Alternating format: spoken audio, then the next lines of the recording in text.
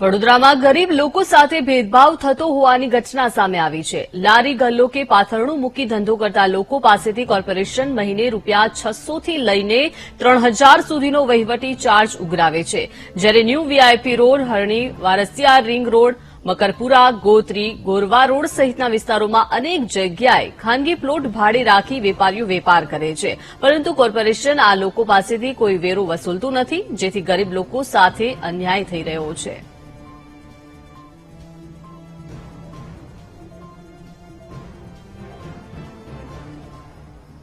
તો આ સમગ્ર ઘટના અંગે રેવન્યુ વિભાગના આસિસ્ટન્ટ કમિશનરને સવાલ કરાતા તેમણે સ્પષ્ટતા આપી હતી કે મોટે ભાગે તંબુ તારણી ધંધો કરતા વેપારીઓ પાસેથી વેરો વસૂલવામાં આવે છે, પરંતુ જે કોઈ વિસ્તારમાં વેરો નથી વસૂલાતો તે વિસ્તારોમાં જમીનોની આકારણી કરી વેરો વસૂલવામાં આવશે।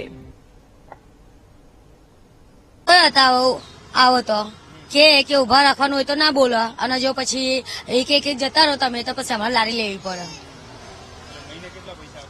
600 રૂપિયા આપવાના। આઈ છે અત્યારે સવારની બોની નથી થઈ, પછી ઘરના ખર્ચા નથી નીકળતા, માલ બી ખરાબ થઈ જાય, 2-3 દિવસ થાય તે તો આમાં તો કઈ મળવાનું તો કઈ જ નથી, ખાલી આ તો બીજો ધંધો અત્યારે ચાલતો નથી એટલા માટે અમે ધંધો કરીએ છીએ, તો ઘરનો ખાવા ખર્ચો નીકળે એટલા માટે।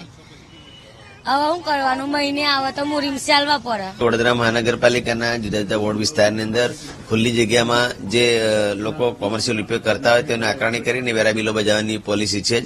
કેટલાક વોર્ડ વિસ્તારમાં આ પ્રકારની બિલો બજાવવાની બાકી હોવાની માહિતી પ્રાપ્ત થયેલ છે, અને અનુસંધાનમાં અત્યારેથી પરિપત્ર કરવામાં આવશે, અને જે પણ આ વિસ્તારોના બિલો બજાવવાના બાકી હશે તે મિલકતોના ચોક્કસથી વેરા બિલો બજાવવામાં આવશે। ચોક્કસથી પણ વાપરવા માટે આપીએ છે તો પણ વાંધો નથી, પણ આપણે આપણા જે કોર્પોરેશન જે ચાર્જીસ છે એને ચોક્કસથી ભરવાના થાય છે, તેના અનુસંધાનમાં આકારણી કરવામાં આવશે અને વેરા બિલો બજાવવામાં આવશે।